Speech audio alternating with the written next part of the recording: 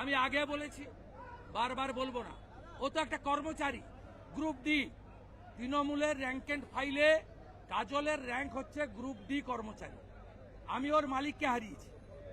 ও ভাইপোকে মাসে 10 কোটি করে টাকা দিচ্ছে, এখান থেকে তুলছে 25 কোটি। 10 কোটি করে টাকা দিচ্ছে, তাই ভাইপোর বলে বলিয়ান। কতবার উত্তর দিব ভাই? তোমাকে কাজল ফিটিং করে পাঠিয়েছে নাকি? কাজলকে যখন অনুব্রত গুঁতো দিত, কাজল কোলাঘাটে থার্মেল পাওয়ারের গেস্ট হাউসে না আমার পা ধরে বসে থাকতো। কাকে কি বলছো? ওকে আর শাহনওয়াজকে গর্তে ঢুকিয়ে দিয়েছিল অনুব্রত। ও কোলাঘাটে থার্মেল পাওয়ারে আমি অফিস করতাম, ওখানে গিয়ে আমার পা ধরে বসে থাকতো, জিজ্ঞেস করবে।